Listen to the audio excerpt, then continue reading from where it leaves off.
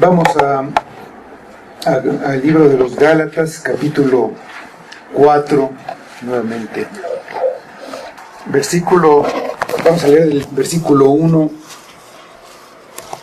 al 7. Pero también digo, entre tanto que el heredero es niño, en nada difiere del esclavo, aunque es señor de todo, sino que está bajo tutores y curadores hasta el tiempo señalado por el Padre. Así también nosotros, cuando éramos niños, estábamos en esclavitud bajo los rudimentos del mundo. Pero cuando vino el cumplimiento del tiempo, Dios envió a su Hijo, nacido de mujer y nacido bajo la ley, para que redimiese a los que estaban bajo la ley, a fin de que recibiésemos la adopción de hijos. Y por cuanto sois hijos, Dios envió a vuestros corazones el Espíritu de su Hijo, el cual clama, Abba, Padre. Así que ya no eres esclavo, sino hijo, y si hijo, también heredero de Dios por medio de Cristo. Vamos a orar. Señor, te damos nuevamente muchas gracias por tu palabra y por tu obra en nosotros, en nuestras vidas, que nos ha sacado de la esclavitud y nos ha hecho tus hijos. Y pensando en esto, Señor, pues nos queda más que venir a ti agradecidos, postrarnos ante tu infinita misericordia, ante tu gracia, alabarte y pedirte que sigas haciendo tu obra que comenzaste en nosotros y que pues seas como eres, fiel para terminarla, que no nos dejes a nuestros propios deseos, sino que tú cumplas tu obra, que bendigas la obra de tus manos, que tú la termines, porque es toda tu obra completa, solamente tuya y para ti. Pedimos esto en el nombre de tu Hijo Jesús, que sea para tu gloria. Amén.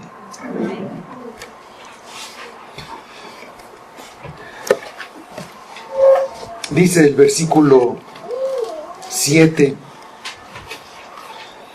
así que ya no eres esclavo, sino hijo. Y si hijo, también heredero de Dios por medio de Cristo. Pensemos un momento lo que esto significa. Así que ya no eres esclavo, sino hijo. Esta declaración en la Biblia es, si nos ponemos a pensarlo, algo sobre lo que se basa todo lo que somos, todo lo que esperamos, toda nuestra esperanza, toda nuestra alegría. Así que ya no eres esclavo, sino hijo. Pasar de ser esclavo a ser hijo de Dios es un cambio radical. No solo se refiere a un cambio en la condición, es un cambio radical en la manera de vivir. Ya no se puede seguir viviendo como esclavo. Se debe vivir de acuerdo a la nueva condición. Los Gálatas, a los que les escribe Pablo, a pesar de haber sido liberados de la esclavitud y haber recibido el Espíritu, estaban regresando a vivir como esclavos. Y Pablo les recuerda que ya no son esclavos, que han sido aceptados por Dios. No solo eso, ahora son hijos. Y si son hijos, también son herederos de Dios por medio de Cristo.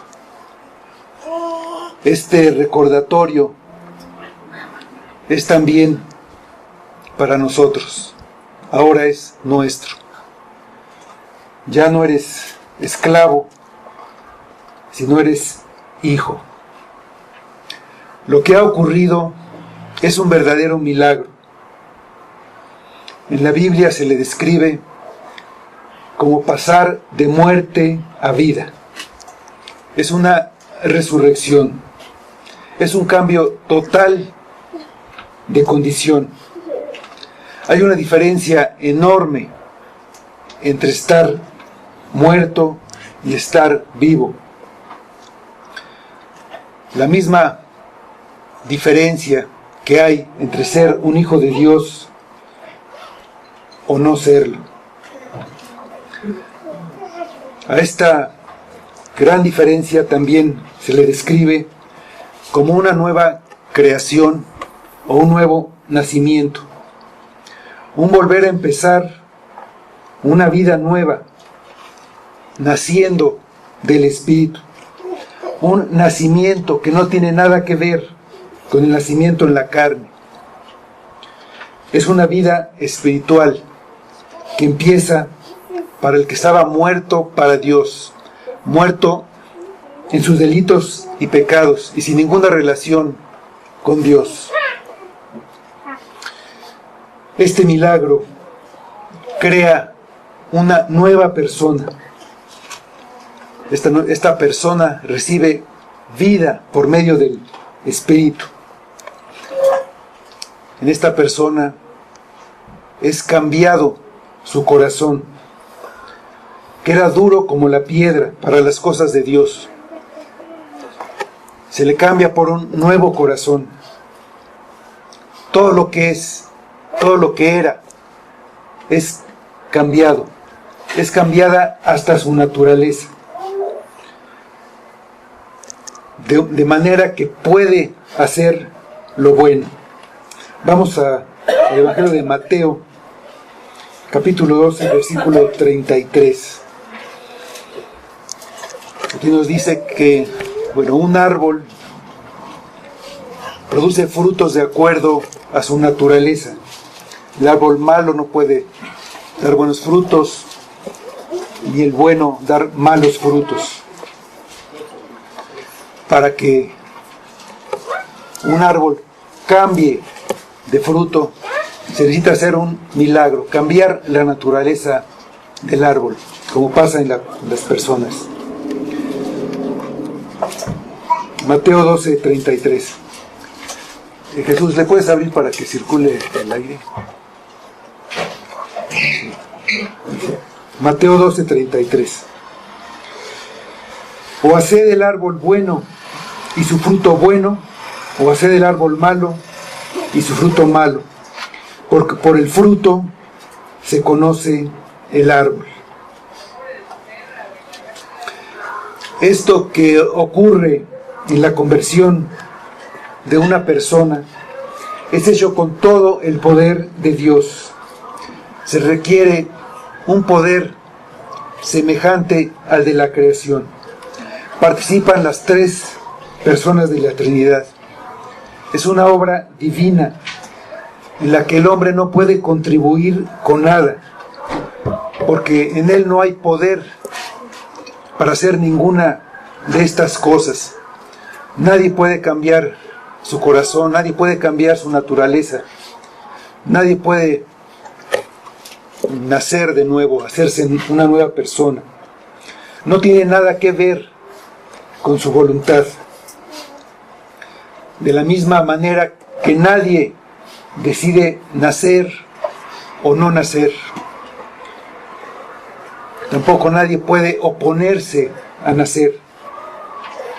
Simplemente se nace. Igualmente, en la salvación, el hombre la recibe, no decide.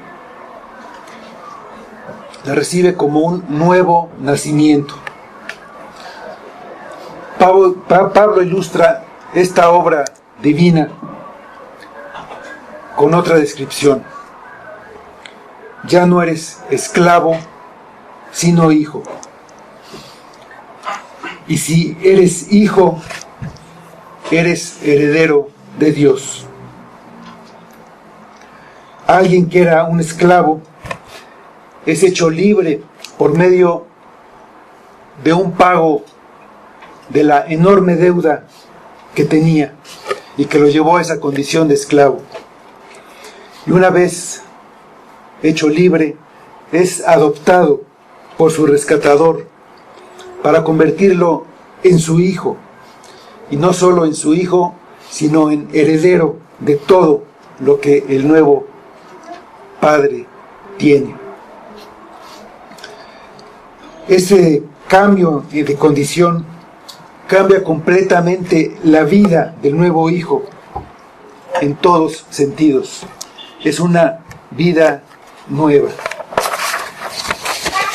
En un hijo de Dios se puede ver la nueva vida en una nueva manera de vivir. Se puede ver el deseo de agradar al Padre.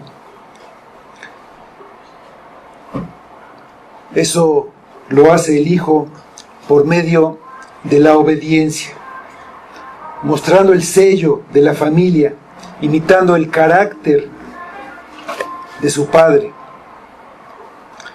imitando su manera de actuar y así honrando y glorificando a su nuevo Padre. Un hijo anhela la cercanía de su Padre y anhela agradarlo, por lo que busca estar cerca de Él. Le habla, lo busca, le habla por medio de la oración, ora constantemente, pero también quiere oírlo, quiere saber qué es lo que le está diciendo, quiere entender lo que le dice, quiere saber qué es lo que su Padre quiere que haga, y entonces hacer lo que su Padre espera de él. ¿Cómo saberlo? ¿Cómo sabemos qué es lo que quiere Dios de nosotros?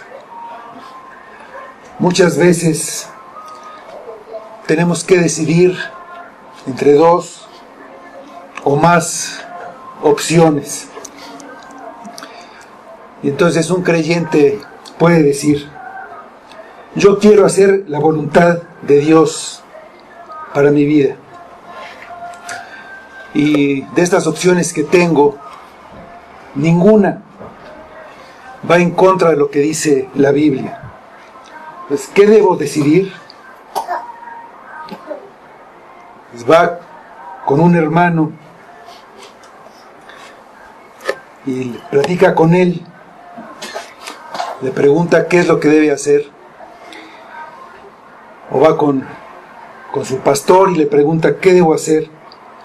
Y le dice: cualquiera de las opciones, cualquiera de las 3 o de las 4 que escojas, está bien. Esta respuesta parece que no le ayuda mucho. Y entonces él piensa que debería ir a la Biblia, abrirla y poner el dedo en un versículo para tener una guía más directa. Entonces lo hace y ve que lo que lee no le aclara mucho la voluntad de Dios en ese asunto, no le da más claridad. Si tan solo Dios me diera una señal, entonces queda esperando y no pasa nada, hasta que finalmente él tiene que tomar una decisión y finalmente la toma. Irá a comer tacos a la vuelta en lugar de comerse una torta enfrente o de comer una pizza de al lado. ¿Cómo saber cuál es la voluntad de Dios? ¿Cómo saber que le estoy obedeciendo? ¿Debo casarme? ¿Debo buscar trabajo? ¿O debo estudiar? Algunos buscan alguna señal. Otros buscan la voluntad de Dios en las circunstancias, o en los consejos de otros, o en un sentimiento de paz interior.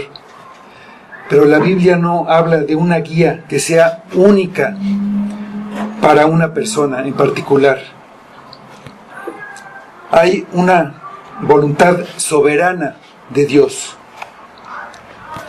Dios gobierna sobre todas las cosas, por lo que nada pasa sin que Él lo determine.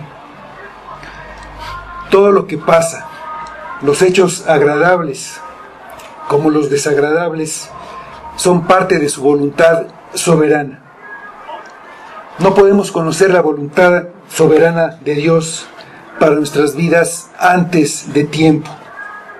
No podemos conocer el futuro y decidir lo que será mejor. No podemos decir, esto es la voluntad de Dios para mi vida, porque Dios me lo mostró. Y en base a eso, decidir. La mayor parte de las veces estaremos haciendo lo que nosotros queremos hacer con una apariencia de espiritualidad. La voluntad de Dios para sus hijos es que lleven una vida piadosa, que refleje su carácter.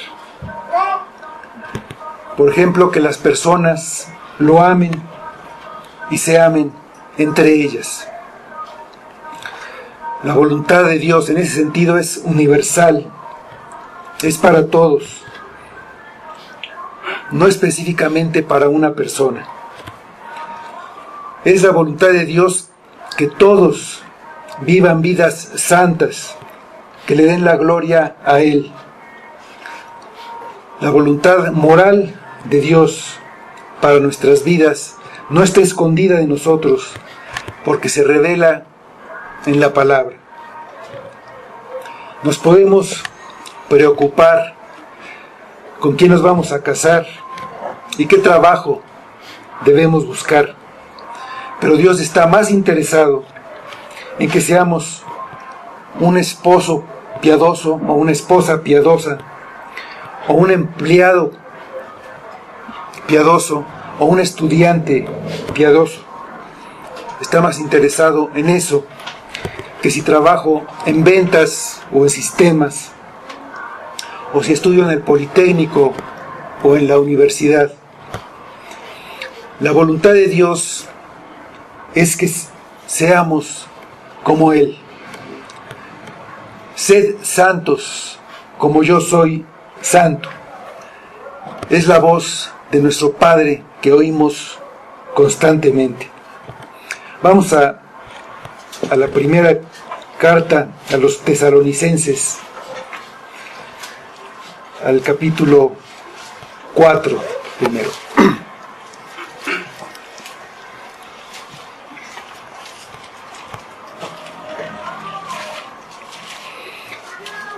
Vamos primero al versículo 3.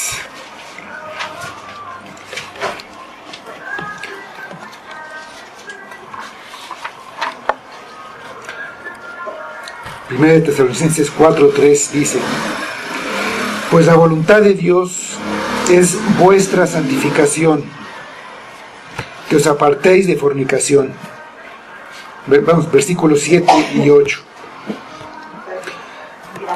Pues no nos ha llamado Dios a inmundicia, sino a santificación. Así que el que desecha esto, no desecha a hombre, sino a Dios, que también nos dio su Espíritu Santo. Un hijo de Dios recibe el Espíritu en el corazón, por lo que es guiado por un camino de santidad. El resultado de esta guía se hace visible con los rasgos que produce en la vida de los que son hijos, como el amor y el gozo. El Espíritu lo mantiene consciente de que es un hijo de Dios, y el Espíritu le da seguridad de la adopción. El fruto de la guía hace que el nuevo hijo se parezca cada vez más al único Hijo de Dios, porque esta guía lo va transformando en la imagen de Cristo. Ese es el sello familiar. Como consecuencia de la adopción y de la obra de transformación del Espíritu, un hijo de Dios ama a los que, al igual que él, también han sido adoptados, hechos hijos y herederos, y se están pareciendo cada vez más a Cristo, porque al verlos a ellos, ve al primogénito, al mayor de todos los hijos de Dios. Vamos a Romanos 8, 29.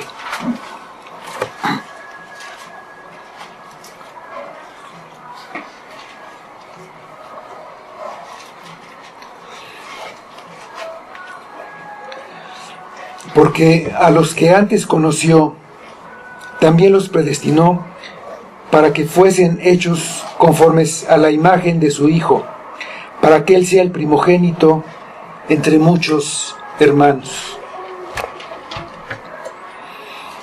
Este amor a sus hermanos es la evidencia más clara de que se ha recibido la adopción. Muestra que se está adquiriendo el carácter y la manera de actuar del Padre. Él muestra su amor infinito e incondicional al entregar a su Hijo para pagar nuestra deuda. Dio lo que más amaba y lo más valioso que existe para que fuera nuestro Salvador. Dios se dio a sí mismo por nuestros pecados en la persona de Cristo. Lo que muestra el amor de Cristo por los que el Padre le dio.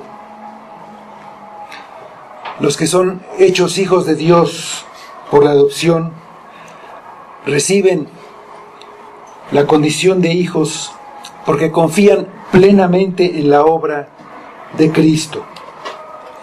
Que seamos hijos y no esclavos es por Cristo. Todo es por Cristo. La nueva manera de vivir, el espíritu recibido, la obediencia y el amor a los hermanos. Dependemos del aire para vivir. Si no hay aire, no podemos vivir. Y otra prueba de que hemos sido adoptados es nuestra dependencia de Cristo. Si dependemos de Cristo o no. Si Cristo es nuestra vida y todo lo que somos y todo lo que hacemos es por Él y para Él. Si entendemos que separados de Él nada podemos hacer. Que el fruto que vemos es por estar unidos a Él. No es nuestro. No es algo que nosotros produzcamos por nosotros mismos. Sabemos que dependemos de Cristo si estamos seguros de que dependemos de Él. Si estamos seguros de nuestra dependencia. Así como estamos seguros de que recordamos algo, si estamos conscientes de recordarlo. Las otras señales, como los frutos, pueden ser imitados y pueden ser buscados. Las cualidades del alma pueden ser difíciles de entender. Es más fácil entender si dependemos de Cristo, si nos identificamos con Él, si somos como Él. Sabemos que estamos en el proceso en el que Cristo está siendo formado en nosotros y que el proceso no está terminado, pero ya somos hijos de Dios y eso es lo más glorioso y es lo más importante. Sin embargo, a veces no sabemos quiénes somos. Si alguien nos pregunta, ¿quién eres?, lo primero que le diremos seguramente es nuestro nombre. Pues yo soy Juan. Y le diremos otras cosas. Si nuestro padre es conocido, le diremos, pues soy hijo de Pedro, el escultor. Además soy vendedor, soy esposo de María, estudié contabilidad, trabajo en ventas. Esas cosas nos identifican, dicen quiénes somos, son parte de nuestra identidad, como lo es nuestra apariencia, nuestros gustos, lo que hacemos y lo que queremos ser, hacia dónde nos dirigimos, hacia dónde llevamos nuestro esfuerzo y nuestros recursos para llegar a ser alguien o para llegar a ser algo. ¿Dónde está tu identidad? ¿En lo que tienes? ¿En lo que eres? ¿En un puesto? Por ejemplo, si alguien es rector en una universidad, mientras lo es, todos le dicen el señor rector.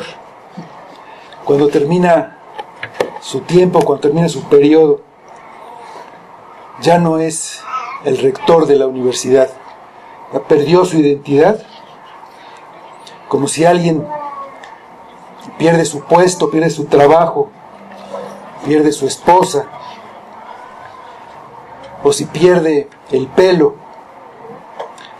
tiene una crisis de identidad, deja de ser quien era. A veces nuestra identidad está en algo inestable, como en estas cosas, en cosas que cambian, y cuando cambian, cambia lo que somos. Pero alguien que ha sido adoptado por Dios, lo que recibe es tan grande que no se identifica por ninguna otra cosa. Su identidad está en Cristo. Soy un hijo de Dios antes que cualquier otra cosa. Soy cristiano antes que ser mexicano. La nacionalidad también puede cambiar. Hay unos argentinos que ahora son mexicanos, podemos llegar a ser norteamericanos. Son cosas que pueden cambiar, pero soy cristiano antes que ser de una nacionalidad, antes que ser estudiante, comerciante o doctor, antes que ser un González o un López, antes que ser seguidor de las Chivas, que cuando dejen de estar en primera división, pues ya nos vamos a identificar con tanto gusto con ellos, ¿verdad? Eso es lo que me define, y esa es mi identidad. Soy un hijo de Dios, me identifico como cristiano. Al recibir la adopción, recibo una nueva identidad. Antes éramos esclavos, hijos de desobediencia, hijos de ira, haciendo la voluntad de la carne. Vamos a Efesios 2, versículos 1 a 3, para ver una descripción de lo que éramos sin Cristo, de lo que es alguien sin Cristo.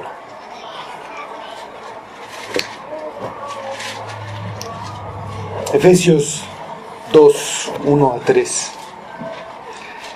Y Él os dio vida a vosotros cuando estabais muertos en vuestros delitos y pecados, en los cuales anduvisteis en otro tiempo, siguiendo la corriente de este mundo, conforme al príncipe de la potestad del aire, al espíritu que ahora opera en los hijos de desobediencia, entre los cuales también todos nosotros vivimos en otro tiempo en los deseos de nuestra carne, haciendo la voluntad de la carne y de los pensamientos, y éramos por naturaleza hijos de ira, lo mismo que los demás. Con la adopción tenemos una nueva identidad. Como hijos, nuestra identidad no es por lo que somos, por lo que tenemos o por lo que hemos logrado. Nuestra nueva identidad es por lo que Cristo ha hecho en nosotros. Todo lo que éramos ha perdido todo su valor. Lo que ahora tiene valor para nosotros es ser como es Él. Vamos a Filipenses capítulo 3, versículos 9 y 10.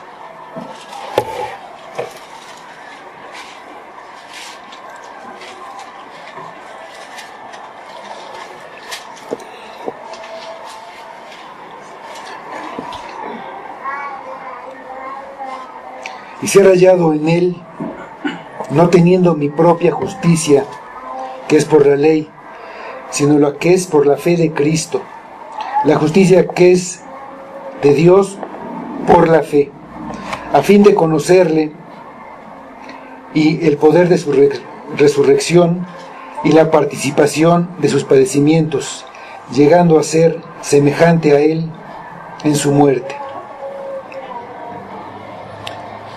¿Qué es lo que te viene a la mente cuando quieres contestar la pregunta de quién soy yo o qué soy?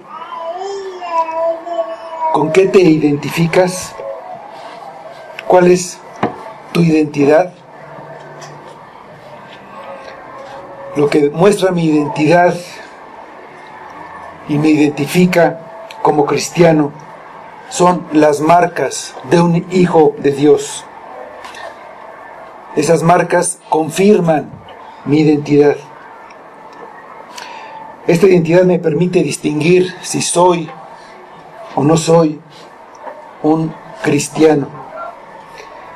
Pero lo más importante es que el cristiano comprenda lo que ha recibido,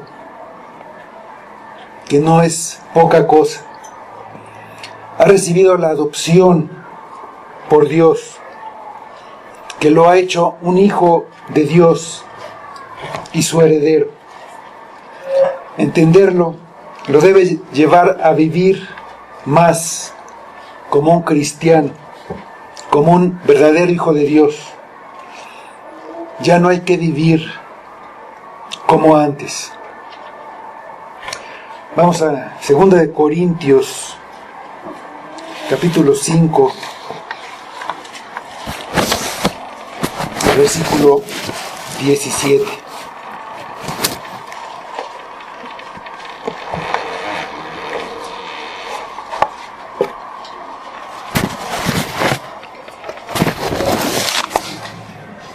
De modo que si alguno está en Cristo, nueva criatura es. Las cosas viejas pasaron. He aquí, todas son hechas nuevas. Si te puedes identificar como un cristiano, ve tu vida y pregúntate: si no soy esclavo, ¿por qué vivo encadenado? ¿Por qué estoy atado a este pecado? Cristo me liberó. No tengo que seguir viviendo con esto. Debo arrepentirme y alejarme de Él. Si todavía no tienes la certeza de que eres un hijo de Dios, o si tienes la certeza de que no lo eres, arrepiéntete de tus pecados, déjalos atrás te tienen esclavizado y te llevan a la condenación. Cree en Cristo y pon toda tu confianza en Él. Solo Él puede librarte de esa esclavitud.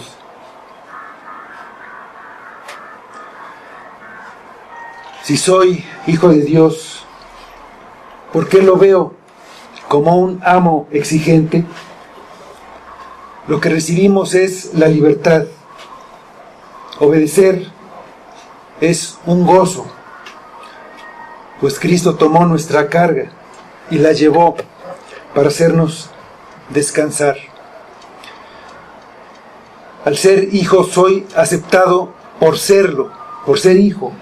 No tengo que hacer méritos. Mi Padre me ama porque soy su hijo. Yo lo obedezco porque en respuesta a ese amor yo lo amo a Él. Vamos a la primera carta de Juan, capítulo 5, versículo 3.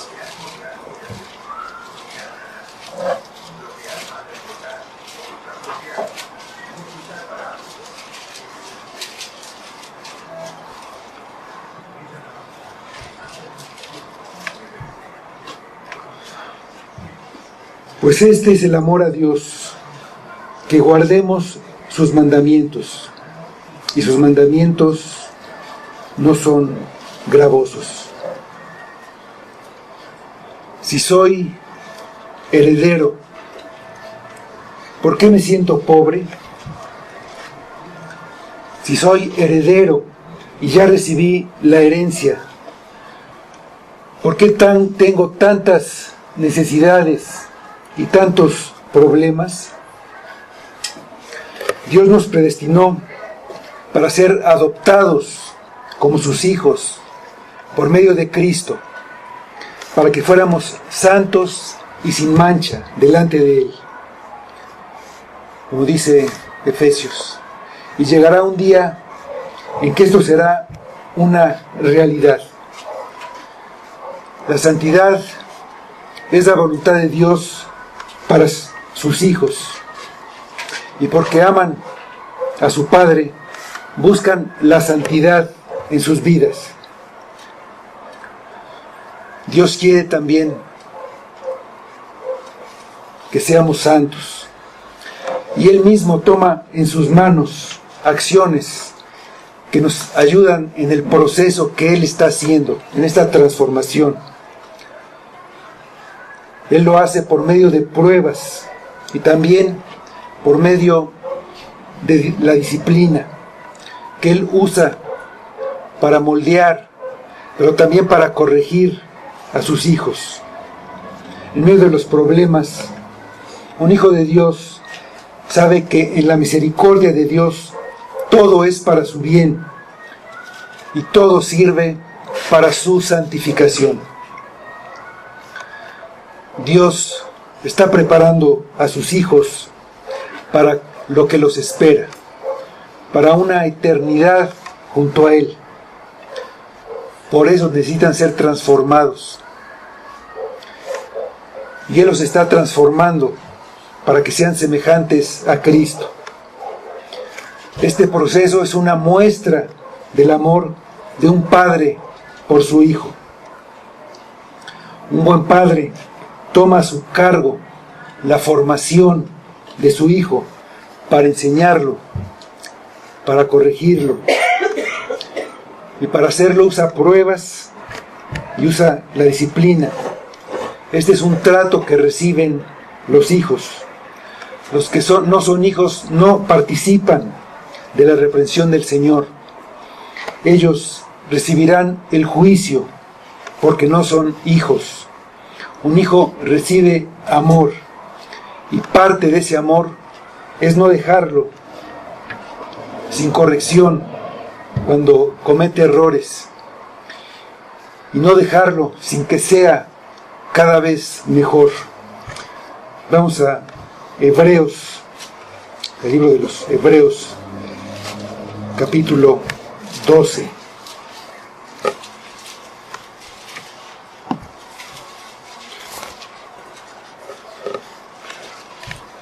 Vamos primero a los versículos 6 y 7. Dice: porque el Señor al que ama disciplina y azota a todo el que recibe por hijo. Si soportáis la disciplina, Dios os trata como a hijos. Porque ¿qué hijo es aquel a quien el Padre no disciplina?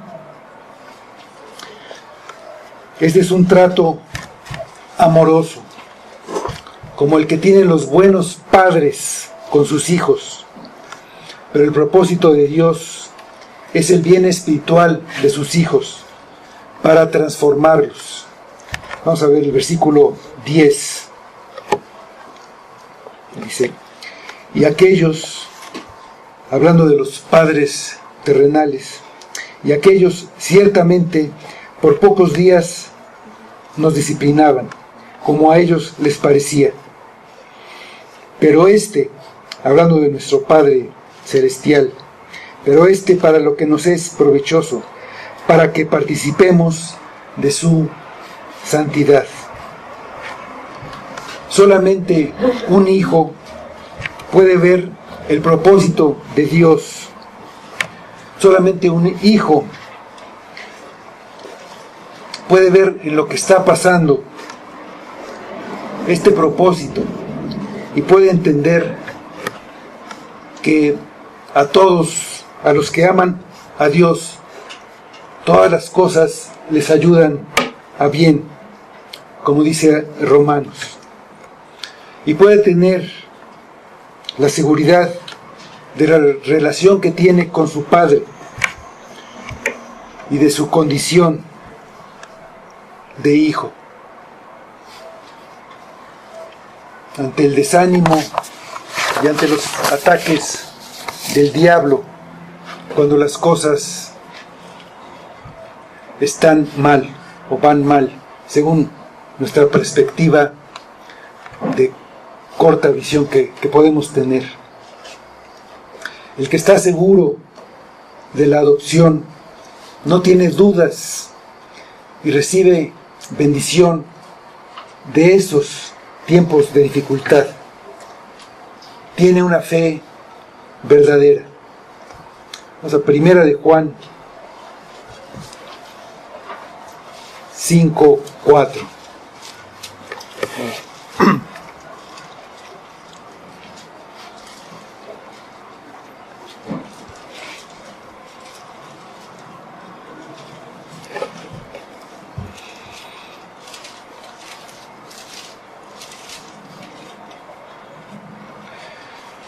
Porque todo lo que es nacido de Dios vence al mundo. Y esta es la victoria que ha vencido al mundo: nuestra fe. Todo lo que es nacido de Dios, los hijos de Dios, pueden tener fe en estos tiempos de dificultad. Una parte de las dificultades constantes que tiene un hijo de Dios es una oposición en contra de Dios que viene de todos los que no son hijos y que por eso mismo son enemigos de Dios y lo odian y están en contra de Él y de todo lo que tenga que ver con Él, y de manera muy especial están en contra de sus hijos, a los que también odian, precisamente por ser hijos de aquel a quien odian, y los persiguen, como persiguieron a Cristo, y como persiguieron, vemos en el libro de Hechos, a los discípulos. Vamos a 2 de Timoteo 3:12.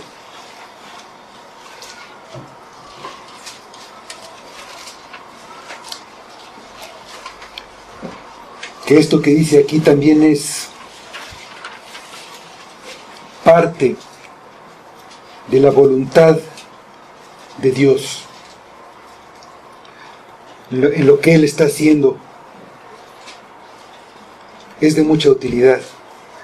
Dice 2 Timoteo 3:12: y también todos los que quieren vivir piadosamente en Cristo Jesús padecerán persecución.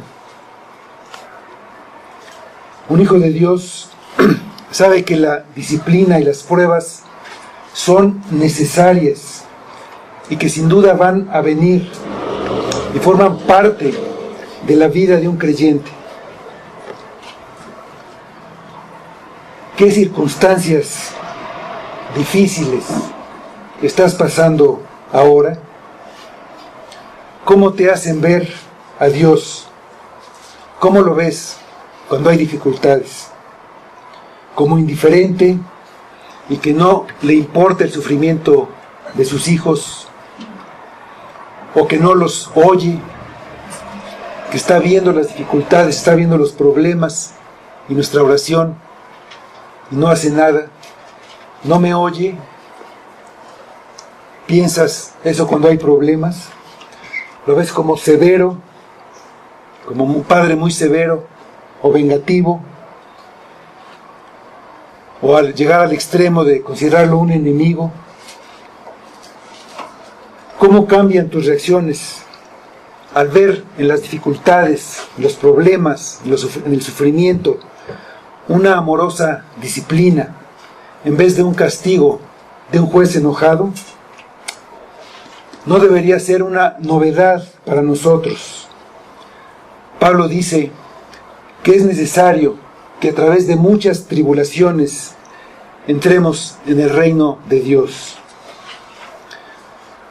Muchas veces nuestros sufrimientos serán injustos, pero no son nada comparado con el sufrimiento de Cristo en nuestro lugar y sin merecerlo.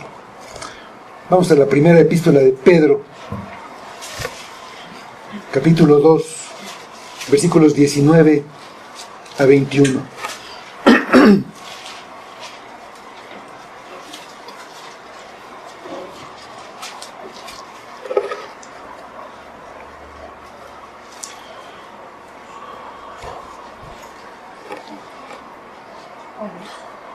Primera de Pedro 2, 19 a 21.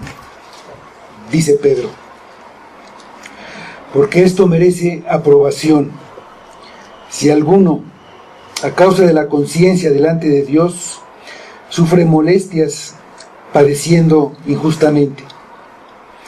Pues, ¿qué gloria es si pecando sois abofeteados y lo soportáis? Mas si haciendo lo bueno sufrís y lo soportáis, esto ciertamente es aprobado delante de Dios. Pues para esto fuisteis llamados, porque también Cristo padeció por nosotros, dejándonos ejemplo para que sigáis sus pisadas. Para un hijo de Dios, la principal razón de buscar vivir en santidad y esforzarse en lograrlo no es la esperanza de evitar la disciplina, sino por el contrario, quiere mostrar al Padre que lo adoptó su gratitud y amor con la obediencia a su voluntad y sus propósitos. La voluntad de Dios para sus hijos la conocemos por su palabra, y las normas de conducta que debemos seguir claramente están en la ley moral o en los 10 mandamientos. Y aquí pudiéramos pensar que Cristo nos liberó de la ley, que nuestra salvación no depende de que guardemos la ley o no, porque somos justificados por la fe en Cristo, por su sacrificio y su justicia, por lo que una vez justificados no tenemos que guardar la ley. La justificación significa el perdón de todos los pecados, de los pasados y de los futuros. Por tanto, nuestra aceptación de parte de Dios no depende de que cumplamos o no la ley. No es una contradicción decir que debemos obedecer los mandamientos, que debemos obedecer la ley. Lo que es verdad es que una vez siendo justificados, no tenemos que cumplir con la ley como una manera de salvarnos. Pero lo que también es verdad es que la adopción nos obliga a guardar la ley moral para agradar al Padre que nos ha adoptado. La meta es ser como Cristo, y Él cumplió toda la ley. Por eso decimos que cumplió toda justicia. Esa justicia que Dios cuenta como nuestra es la que nos justifica. Que nosotros anhelemos guardar la ley es el rasgo de semejanza familiar de los hijos de Dios. La adopción pone la obligación de guardar la ley desde un punto de vista diferente al que tenían los judíos. Ellos, si no la obedecían, caían bajo maldición y bajo el castigo. Los hijos de Dios reconocen la autoridad de la ley como regla de vida, porque saben qué es lo que Dios quiere.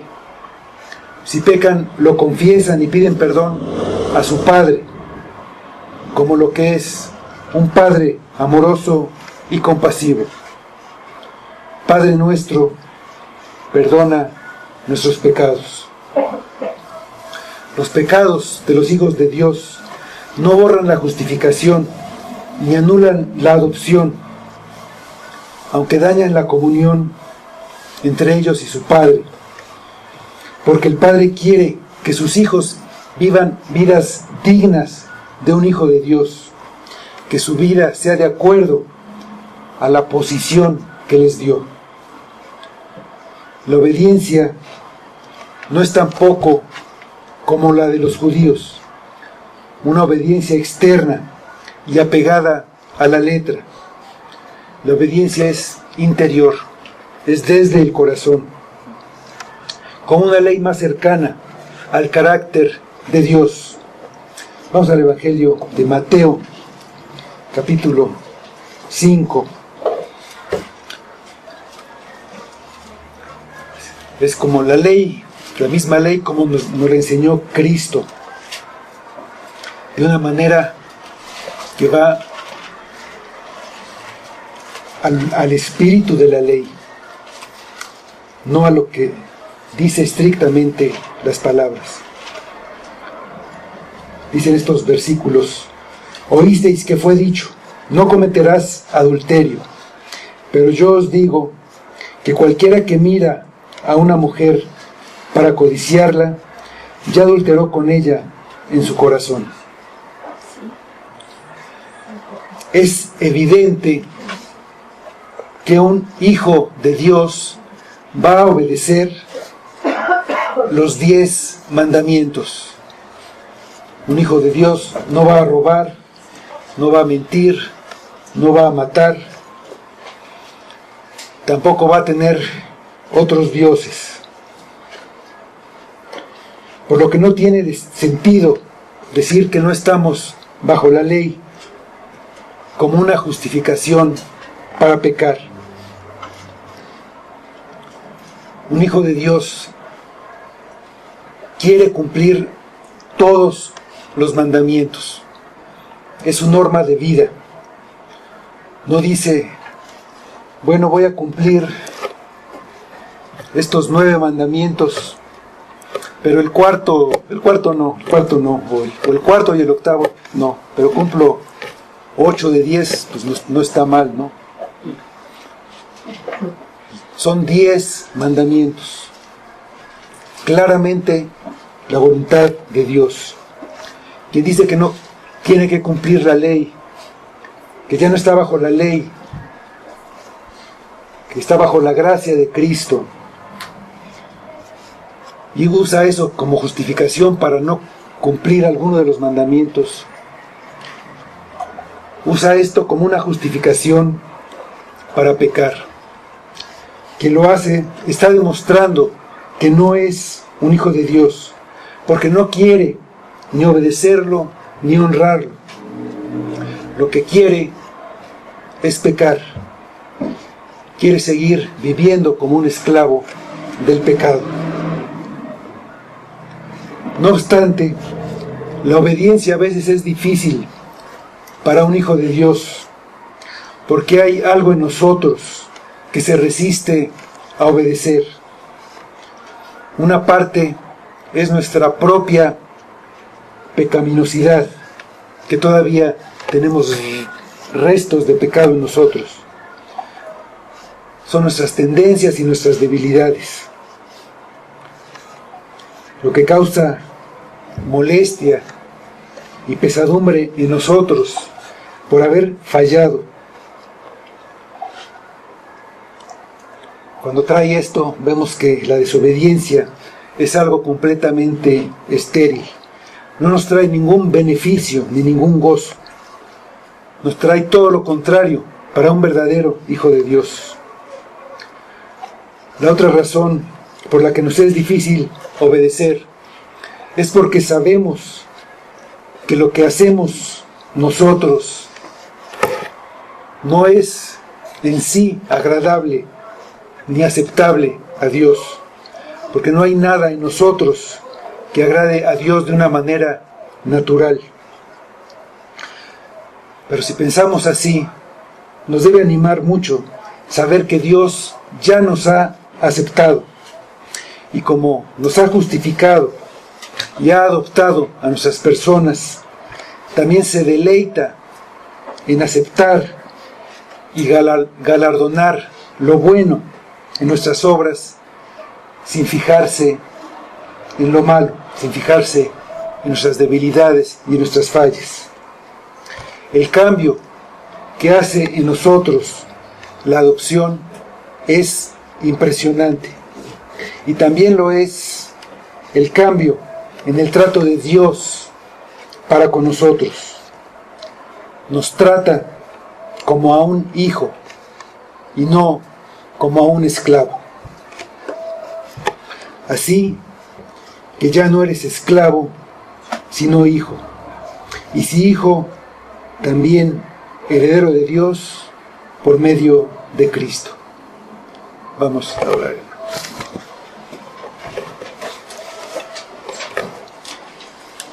Señor, te damos muchas gracias por la obra de Cristo que nos libra de la esclavitud y nos hace tus hijos. Ayúdanos a entender todo lo que es, todo lo que nos has dado al hacernos tus hijos, todo lo que significa el gran honor y la gran riqueza que tenemos al ser hechos tus hijos. Ayúdanos, Padre, a ser hijos dignos, a entender tu obra en nosotros, a ver en cada circunstancia difícil tu mano, a ver siempre tu obra en nosotros, a agradecer tanta misericordia, tantos beneficios.